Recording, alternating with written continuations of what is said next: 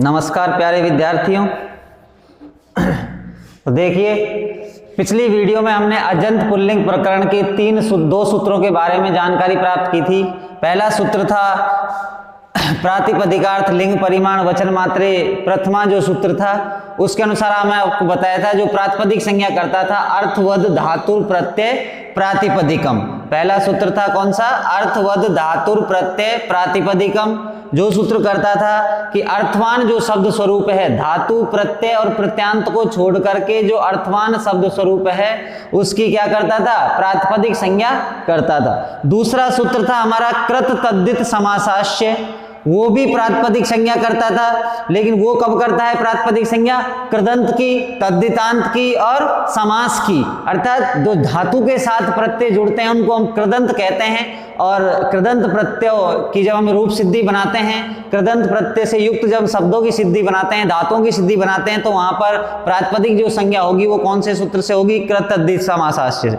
उसके बाद तद्धितांत, तद्धित जो प्रत्यय होते हैं वो शब्दों के साथ में जुड़ते हैं, और जिन शब्दों के साथ में तद्धित प्रत्यय जुड़ जाते हैं उन शब्दों को हम तद्धितांत कहते हैं। क्या कहते हैं? तद्धितांत। तो तद्धितांत शब्दों की प्रातिपदिक संज्ञा होती है। और समासाश्य, जब समास की हम रूप सिद्धि बनाते हैं तो समास में भी हम प्रातिपदिक संज्ञा करने के लिए कृत तद्धित समासाश्य सूत्र का प्रयोग करते हैं। ठीक है, तो इन दो सूत्रों के बारे में हमने जानकारी दी थी। अब देखिए, अजंत पुल्लिंग प्रकरण का जो तीसरा सूत्र है वो है स्वौ जस मौट। अब ये प्रत्याहार विधायक सूत्र है, ये प्रत्याहार करता है। तो देखिए सूत्र है स्वौ जस मौट, स्वौ जस मौट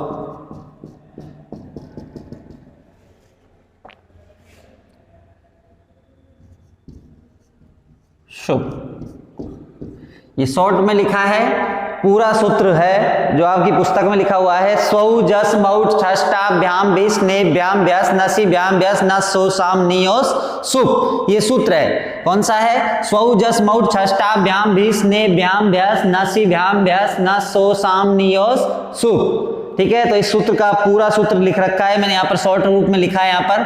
स्वौ जस मौट षष्टाभ्याम भिस नेभ्याम व्यास नसीभ्याम व्यास नस ओस आम नियोस शुभ। ठीक है, तो ये सूत्र है। अब इसका हम जब टुकड़े करेंगे, इसके खंड करेंगे तो इसको हम समझेंगे। ये प्रत्याहार विधायक सूत्र है। अब देखिए सूत्र की वृत्ति है, वृत्ति है इसकी कि न्यंत आवंतात, न्यंत आवंतात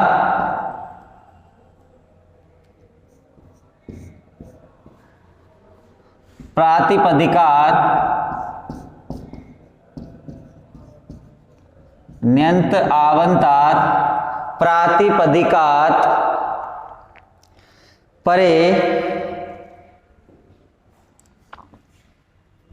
प्रातिपदिकात परे स्वादेय प्रत्यय शु। ये इस सूत्र की वृत्ति है। न्यंत आवंतात, नयंत आवंतात प्रातिपदिकाच परे, प्रातिपदिकाच परे सुआदे, स्वादे प्रत्यय शु। सुआदे अर्थात सु उधर आए तो यहाँ पर यण संधि हुई है। कौन सी संधि हुई है? यण संधि। उ के स्थान पर व आदेश, तो स्वादे बन गया। सुआदे प्रत्यय शु। तो देखिए इस सूत्र का अर्थ ये क्या कहता है कि न्यंत आवंत तथा प्रातिपदिक, न्यंत आवंत तथा प्रातिपदिक जो हैं शब्द हैं उनसे परे, उनके बाद में सु आदि प्रत्यय होते हैं। सु आदि 21 प्रत्यय होते हैं। ये देखिए, ये जो सूत्र है ये सुप प्रत्याहार बोधक चक्र है। सुप प्रत्याहार बोधक जो चक्र है उसको बताता है। इसमें सारे सुप प्रत्यय दे रखे हैं। ठीक है, तो इसका अर्थ लिखते हैं सबसे पहले हम कि क्या कहता है ये सूत्र कि नयंत, नयंत, न्यंत आवंत, आवंत और प्रातिपदिक, प्रातिपदिक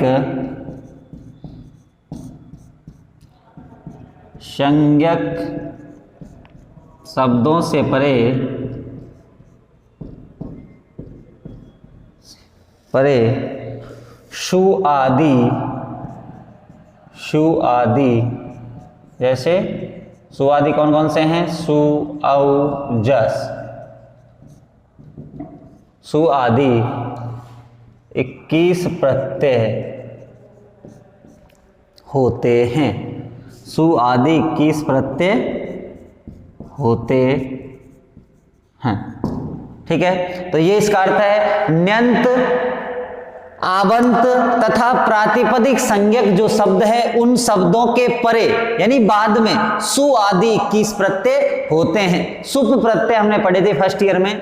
सुप प्रत्यय 21 होते हैं जिनका प्रयोग शब्दों के पीछे किया जाता है। सुप प्रत्यय कहाँ होते हैं? शब्दों के पीछे जुड़ते हैं। ठीक है, तो सुप प्रत्ययों की संख्या 21 होती है। सु औ जस, अम औट सस, टा भ्याम भेस, ने भ्याम भ्यास, नसी भ्याम भ्यास, नस ओस आम और नी ओस सुप। ये 21 सुबंत प्रत्यय होते हैं। कैसे प्रत्यय होते हैं? सुबंत प्रत्यय होते हैं। ये सूत्र में भी दे रखे हैं इसी में। सौ जस मऊट, षष्टा भ्याम भेस, ने भ्याम भ्यास, नस भ्याम भ्यास, नस ओस आम, नी ओस सुप। ये सूत्र है, इन 21 प्रत्ययों का ही बोध कराता है। समझ में आ गया? तो देखिए ये 21 प्रत्यय कहाँ होते हैं उसके बारे में इसकी वृत्ति में दे रखा है कि न्यंत और आबंत और तथा प्रातिपदिकाच परे सु आदि प्रत्यासु, अर्थात न्यंत शब्दों के परे, आबंत शब्दों के परे और प्रातिपदिक संज्ञक शब्दों के परे सु आदि 21 प्रत्यय होते हैं। अब देखो न्यंत का मतलब क्या होता है? निअंतः इति न्यंतः, निअंतः इति न्यंतः,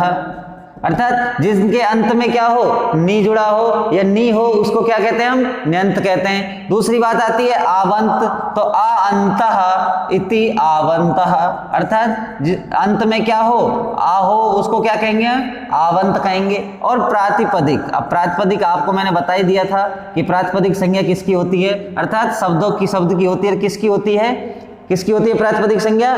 कि धातु प्रत्यय और प्रत्यांत को छोड़ करके अर्थवान शब्द की कौन सी संज्ञा होती है? प्रातिपदिक संज्ञा होती है। समझ में आ गया?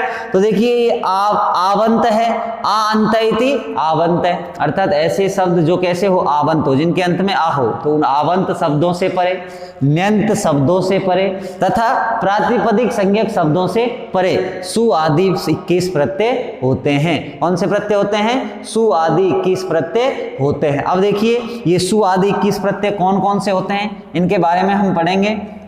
तो एक सारणी है, इनकी सारणी बनाइए कि संस्कृत भाषा में 7 विभक्तियां होती है और क्या होते हैं? 3 वचन होते हैं। तो सुप प्रत्याहार बोधक चक्र है। इस सूत्र में सूत्र का हम टुकड़े कर रहे हैं। सुप प्रत्याहार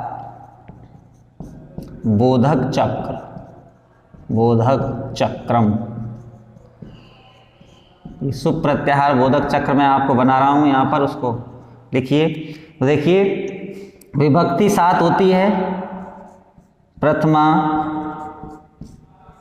उसके बाद है द्वितीया,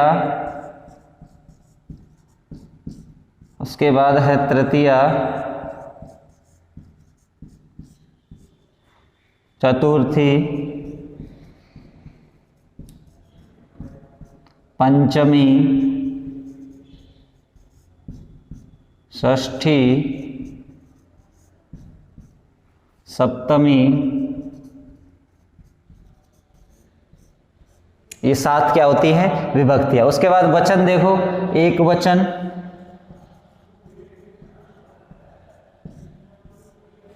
द्विवचन और बहुवचन, बहुवचन। ये 3 वचन होते हैं। अब देखिए इस सूत्र को हम तोड़ेंगे तो पहला जो प्रत्यय है वो कौन सा होगा? प्रथमा का एक वचन सु, कौन सा होगा? सु। उसके बाद द्विवचन में होगा औ, द्विवचन में क्या होगा? औ। और बहुवचन में होगा जस, सु औ और जस। द्वितीया में अम, द्विवचन में आउट, बहुवचन में सस, सु औ जस, अम आउट सस। उसके बाद देखो तृतीया में टा, द्विवचन में भ्याम और बहुवचन में आएगा भेष, टा भ्याम और भेष। चतुर्थी में आएगा ने, ने भ्याम और इधर भ्यास, ठीक है। पंचमी में आएगा नशी, भ्याम और भ्यास, सेम ही है। षष्ठी में आएगा नी, ने भ्याम भ्यास, नशी भ्याम भ्यास, नश, ओश, द्विवचन में ओश, और इधर आम, नश ओश आम। और सप्तमी में आएगा नी, ओश और सुप। ये सुप प्रत्याहार बोधक चक्र है। कौन सा बोधक चक्र है? सुप प्रत्याहार बोधक चक्र है। इसको लिख लीजिए। ये सूत्र है, इसका क्या है? टुकड़े किए हैं। सूत्र का क्या किए हैं? टुकड़े। इन सभी 21 प्रत्ययों को इस सूत्र में दे रखा है और उसका अर्थ बता रखा है कि ये प्रत्यय हैं। क्या और कौन से प्रत्यय बोलते हैं इनको? विभक्ति प्रत्यय भी बोलते हैं, क्योंकि विभक्तिश्च जो सूत्र है, विभक्तिश्च सूत्र से इन सभी की विभक्ति संज्ञा हो जाती है। इन प्रत्ययों को हम क्या कहते हैं? हम विभक्ति प्रत्यय भी कहते हैं। क्या कहते हैं हम? विभक्ति प्रत्यय भी कहते हैं। सुप प्रत्ययों को हम विभक्ति प्रत्यय भी कहते हैं। सुप प्रत्यय हैं, शब्दों के साथ में जुड़ते हैं। सुबंत क्यों कहते हैं? अब देखो एक बात आती है सुबंत। अब सुबंत क्यों कहते हैं? देखो प्रारंभ का जो एक प्रथमा का एक वचन है वो क्या है? सु। क्या है? सु। और अंत में क्या है? प। तो सुप, तो अंत में क्या है? सुप है, ठीक है ना। सु से लेकर पे तक सुप प्रत्याहार। सुप तो इसलिए कहेंगे क्योंकि प्रारंभ का सु है, अंत में क्या है? पे। तो सु से लेकर के पे, तो पूरे प्रत्याहार बोधक चक्र को क्या कह देंगे हम? सुप कह देंगे। और सुबंत क्यों कह देंगे? क्योंकि अंत का जो प्रत्यय है वो कौन सा है? सुप। कौन सा है? सुप। तो सुप अंतः इति सुबंत है, अर्थात सुप प्रत्यय अंत में होने के कारण इस प्रत्याहार बोधक चक्र को हम क्या कहते हैं? इस प्रत्यय को सुप प्रत्यय कहते हैं। सुप अंतः इति सुबंत है, अर्थात सुप प्रत्यय अंत में होने के कारण इसको क्या कहेंगे हम? सुबंत प्रत्यय कहते हैं, ठीक है। तो देखिए ये सातों विभक्तियों में तीन तीन वचन होते हैं और उन तीनों वचनों में ये प्रत्यय हैं। इनको टुकड़े करके देखिए। प्रथमा में आएंगे सु, औ और जस। अब ये जो सु, औ, जस जो प्रत्यय हैं ये शब्दों के साथ जुड़ते हैं, आपको पता ही है। अब देखिए कौन से शब्दों के साथ जुड़ेंगे, तो ये बता रखा है न्यंत, अर्थात न्यंत वाले, नी अंत वाले शब्दों के साथ में, आवंत, आ अंत वाले शब्दों के साथ में, प्रातिपदिक संज्ञक, ऐसे शब्द जिनकी हमने प्रातिपदिक संज्ञा की है। और प्रातिपदिक संज्ञा करने वाले दो सूत्र हमने अभी तक पढ़ लिए हैं। पहला सूत्र कौन सा था? अर्थवद धातुर प्रत्यय प्रातिपदिकम था। दूसरा था कृतद्धित समासाश्चय। दोनों सूत्रों की शर्तें अलग अलग थी। एक, दोनों सूत्र प्रातिपदिक संज्ञा करते हैं, लेकिन एक करता है धातु प्रत्यय और प्रत्यांत को छोड़कर अर्थवान शब्द की, और एक करता है कृदंत, तद्धितांत और समासाश्चय, ठीक है ना। तो प्रातिपदिक संज्ञा जब हमने जिसकी की है, तो प्रातिपदिक संज्ञक शब्द से परे इन शब्दों का, इन प्रत्ययों का क्या किया जाता है? प्रयोग किया जाता है। समझ में आ गया? अब देखिए, अब एक बात समझने की है, ये जो सु प्रत्यय है, तो ये प्रत्यय जो होते हैं ये उपदेश अवस्था होती है। प्रत्यय क्या होती है? उपदेश अवस्था होती है। तो हमने उपदेश के बारे में पढ़ा था प्रथम वर्ष में कि 9 उपदेश होते हैं। पाणिनि, पतंजलि और कात्यायन जो व्याकरण की त्रिमुनि हैं, उन त्रिमुनियों का जो प्रथम यानी आदि उच्चारण है उसी को हम क्या कहते हैं? उपदेश कहते हैं। क्या कहते हैं? उपदेश। और उनकी संख्या 9 बताई गई थी। धातु, सूत्र, गण, उणादि, वाक्य, लिंगानुशासन, आगम, प्रत्यय और आदेश इति 9 उपदेशः प्रकीर्तितः। ये 9 उपदेश कहे जाते हैं या माने जाते हैं। तो ये प्रत्यय भी उपदेश अवस्था में आते हैं। तो देखिए ये उपदेश हैं सारे।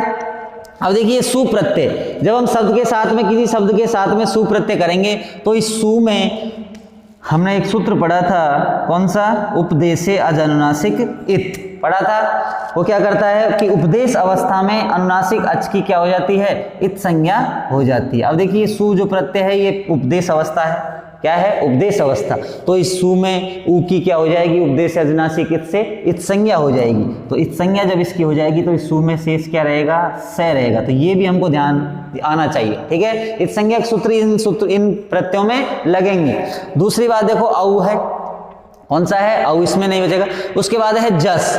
जस है तो इसमें देखिए चुटु, एक सूत्र पढ़ा था चुटु। वो क्या करता था कि प्रत्यय के आदि में स्थित च वर्ग और ट वर्ग की संज्ञा होती है। प्रत्यय है उसके आदि यानी प्रारंभ में च वर्ग का अक्षर है ज, इसकी क्या हो जाएगी? चुटु से इत संज्ञा हो जाएगी। तो इस संज्ञा हो जाएगी तो क्या बचेगा? इसमें जय का इस संज्ञा हो जाएगी और तस्य लोपे से जय का लोप हो जाएगा। तो क्या बचेगा? अ बचेगा। और उधर क्या है? स। उधर क्या है से। अब देखिए हमने एक सूत्र और पढ़ा था, न विभक्तौ तुष्मा, न विभक्तौ तुष्मा, न विभक्तौ तुष्मा, तुष्मा, ये हलंत्यम सूत्र का निषेध करता था। हलंत्यम सूत्र का क्या करता है, ये निषेध करता है। हलंत्यम सूत्र क्या कहता है कि उपदेश अवस्था में अंतिम हल यानी व्यंजन वर्ण की संज्ञा हो जाती है। उपदेश अवस्था में अंतिम हल यानी व्यंजन वर्ण की संज्ञा हो जाती है। अब अंतिम व्यंजन वर्ण की हो जाएगी, समझ में आ गया ना, अंतिम व्यंजन वर्ण की संज्ञा हो जाएगी। जैसे अस है, जस प्रत्यय है, अब उपदेश अवस्था है, ये अंतिम व्यंजन वर्ण है, तो हलंत्यम से इसकी क्या हो जानी चाहिए थी, इत संज्ञा हो जानी चाहिए थी, और हो जाती, और तस्य लोपे से उसका लोप भी हो जाता है। ठीक है, तो हलंत्यम तो ये कहता था। तो इसके बाद में हमने इसका अपवाद निषेध करने वाला सूत्र पढ़ा था, न विभक्तौ तुष्मा।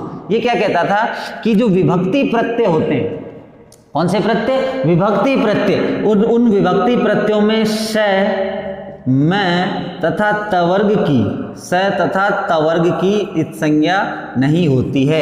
यदि विभक्ति प्रत्यय, और ये विभक्ति प्रत्यय ही हैं, और इनके अंत में क्या हो, स हो या फिर मैं हो या फिर तवर्ग का कोई सा भी वर्ण हो, तो उनकी इत संज्ञा नहीं होती है। ये हलंत्यम का ये सूत्र क्या करता था, बाध या निषेध करता था। समझ में आया, ये हलंत्यम क्या निषेध करने वाला सूत्र था। तो ये जो अब यहाँ पर भी देखिए, जस प्रत्यय में जय की तो कौन से सूत्र से हो गई, चुटू से इत संज्ञा, और तस्य लोपे से उसका क्या हो गया, लोप हो गया। अब बचा क्या इसमें, अस बचा, क्या बचा, अस। अब ये अस में से है, ये क्या है, अंतिम व्यंजन वर्ण है, हल वर्ण है, तो हलंत्यम सूत्र से इसकी से की भी क्या हो जाती, इत संज्ञा, और इत संज्ञा हो जाती तो तस्य लोपे से उसका क्या हो जाता, लोप हो जाता। लेकिन ये विभक्ति प्रत्यय है, और विभक्ति प्रत्यय में जो तय से मैं है, इनकी क्या नहीं होती, इत संज्ञा नहीं होती। इसका क्या कर देता है, निषेध कर देता है। क्या कर देता है, निषेध कर देता है। तो हम इसमें लिखेंगे कि जस प्रत्यय में चुटू सूत्र से प्रत्यय के आदि में स्थित जय की क्या हो गई, इत संज्ञा हो गई, तस्य लोपे से उस जय का लोप हो गया। क्या बचा, अस। अब उसके बाद है अंतिम हल, हलंत्यम सूत्र से स की इत संज्ञा प्राप्त थी,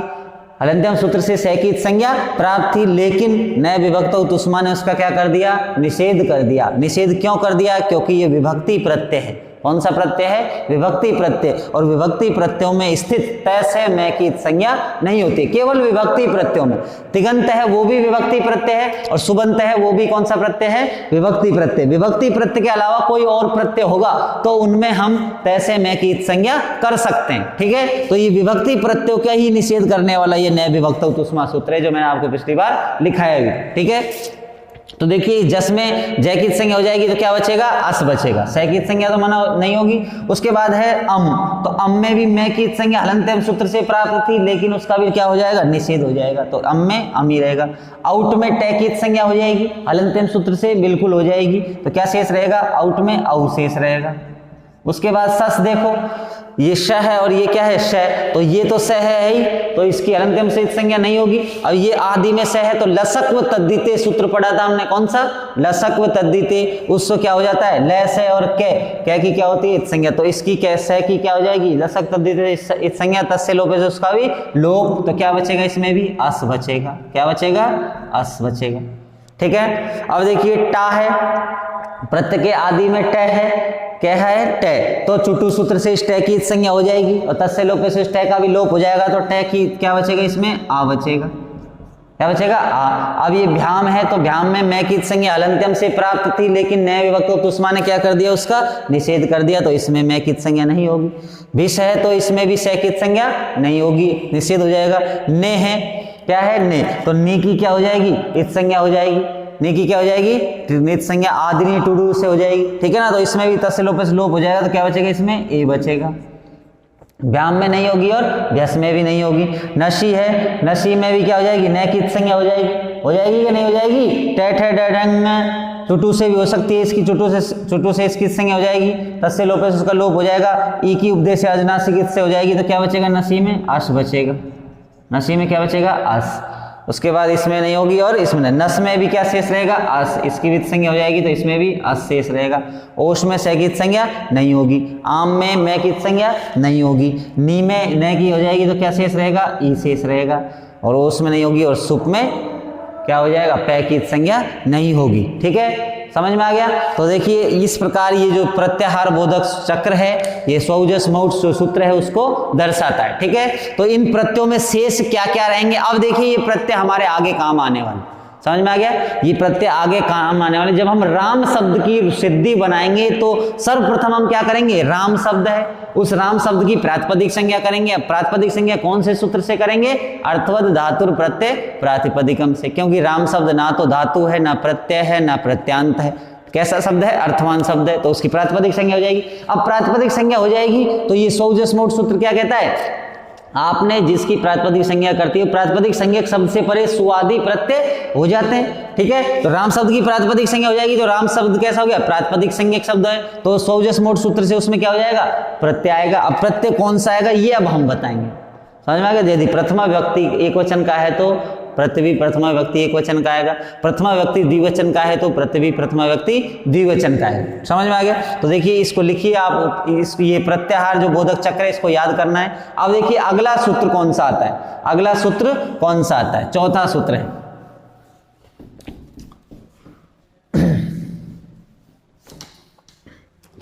चौथा सूत्र है न्याप प्रातिपदिकात।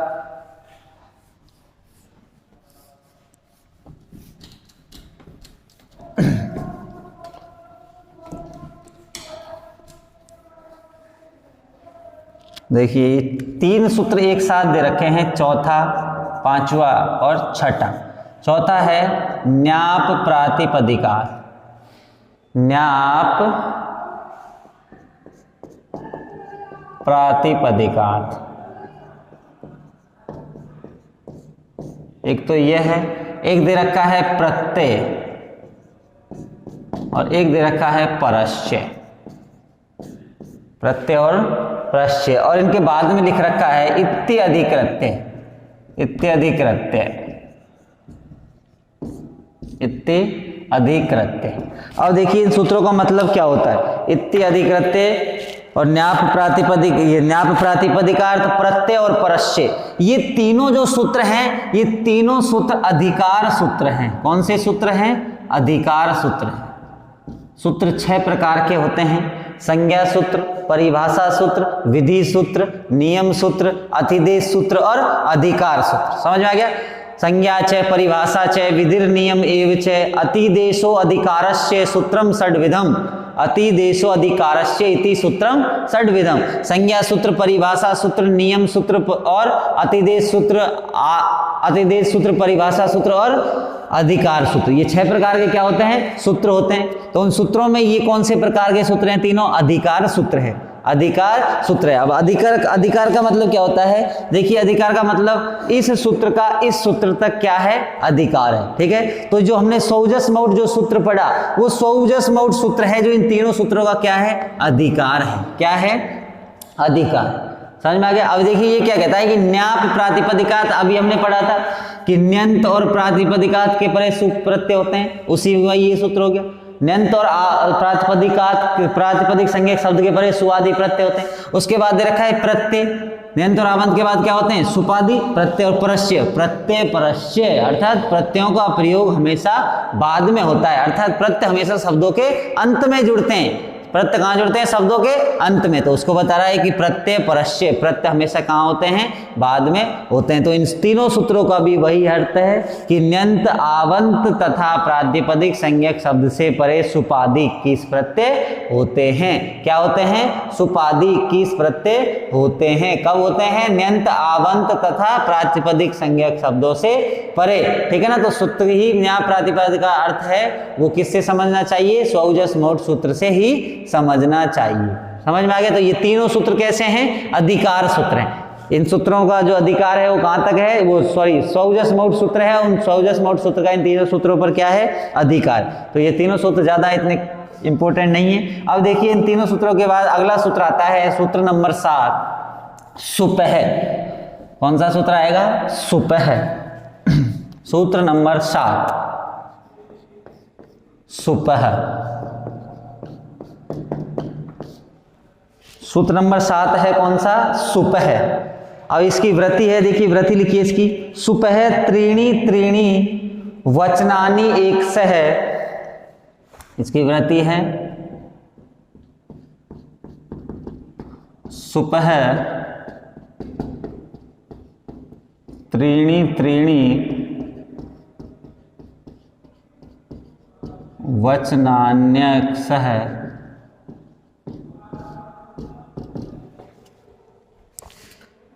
एक वचन, द्विवचन, बहुवचन,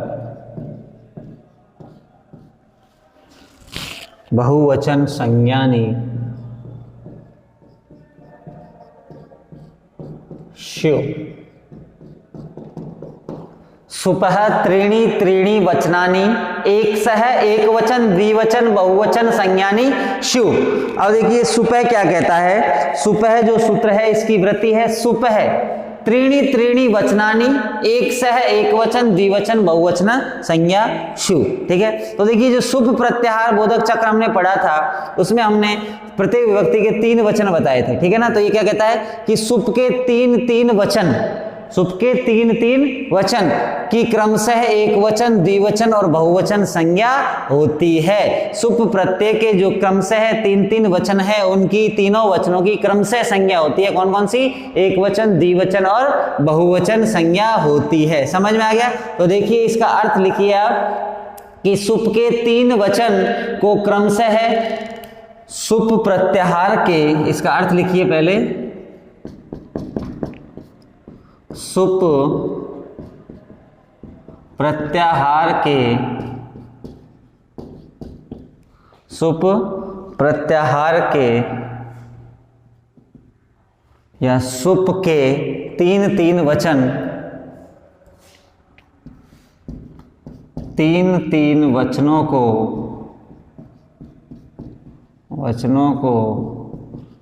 क्रमशः एक वचन द्विवचन तथा बहुवचन संज्ञा होती है। बहुवचन संज्ञा होती है। ठीक है, तो सुप प्रत्याहार के 3 वचनों को क्रम से एक वचन द्विवचन बहुवचन संज्ञा होती है। अब देखिए एक वचन द्विवचन बहुवचन संज्ञा कैसे होगी। अब देखिए जैसे ये प्रथमा विभक्ति है, कौन सी विभक्ति है?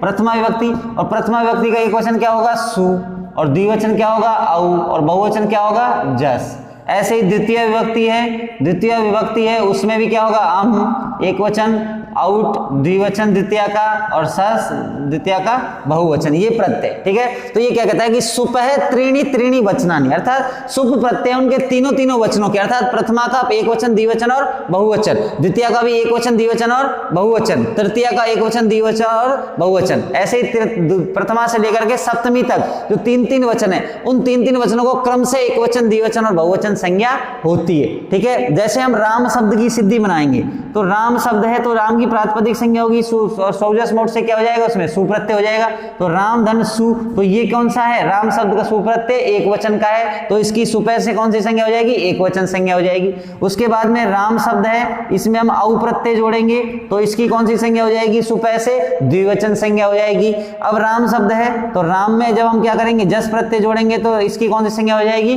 बहुवचन संज्ञा हो जाएगी। ठीक है, तो ये ऐसे ही कहता है कि 7 विभक्तियों में जो 3 वचन है उनको क्रमशः एक वचन द्विवचन और बहुवचन संज्ञा होती है। अर्थात एकत्व की विवक्षा में एक वचन आएगा, द्वित्व की विवक्षा में द्विवचन आएगा, और बहुत्व यानी 2 से अधिक की विवक्षा में बहुवचन के वाले प्रत्यय होते हैं। इस बात को यह सूत्र क्या करता है? स्पष्ट करता है। तो सुप के 3 वचनों को क्रमशः एक वचन द्विवचन और बहुवचन संज्ञा होती है। समझ में आ गया? ठीक है, तो अब अगला सूत्र देखिए, अगला देखिए सूत्र नंबर 8। ज्यादा इंपॉर्टेंट नहीं है ये सूत्र, ये बता रहा है केवल एक वचन द्विवचन और बहुवचन संज्ञा होती है। अब अगला सूत्र क्या कहता है? द्वयो एकयो द्वित्व एक वचन नहीं। सूत्र नंबर 8, सूत्र नंबर 8 है द्वयो एकयो द्विवचनैक वचने,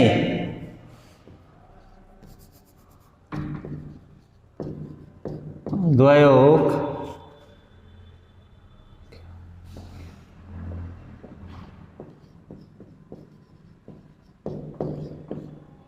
द्वे एकयो द्विवचनैकवचने।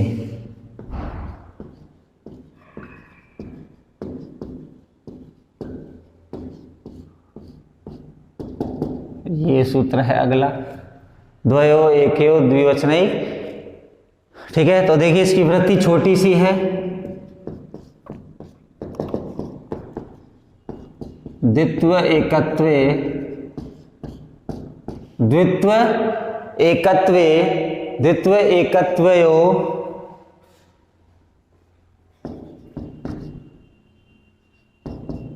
एतौ स्तः, एतौ स्तः। अब देखिए ये क्या कहता है कि द्वित्व एकत्वयो एतौ स्ते, अर्थात इस सूत्र का अर्थ क्या है कि द्वित्व की विवक्षा में द्वित्व एकत्वयो एतयो, अर्थात द्वयो एकयो द्विवचने एकवचने, अर्थात द्वयो, द्वयो का मतलब द्वित्व, द्वित्व की विवक्षा में द्विवचन, और एकयो यानी एक वचन की विवक्षा में एक वचन, अर्थात द्वित्व एकत्वयो एकत्वे स्तः, अर्थात द्वित्व की विवक्षा में द्विवचन तथा एकत्व की विवक्षा में कौन सा होता है, एक वचन होता है। तीन तीन वचनों की एक वचन बहुवचन संज्ञा तो होती है। उसके बाद ये सूत्र केवल यही बताता है, इसका अर्थ लिख लीजिए आप कि द्वित्व की विवक्षा में, द्वित्व की विवक्षा में अर्थात दो को बताने में, विवक्षा में द्विवचन वाले प्रत्यय होते हैं, ठीक है ना। द्वित्व की विवक्षा में द्विवचन तथा एकत्व, एकत्व का मतलब एक की विवक्षा में, एकत्व की विवक्षा में, एकत्व की विवक्षा में एक वचन का प्रयोग किया जाता है, किया जाता है। द्वित्व की विवक्षा में द्विवचन तथा एकत्व की विवक्षा में एक वचन का प्रयोग किया जाता है।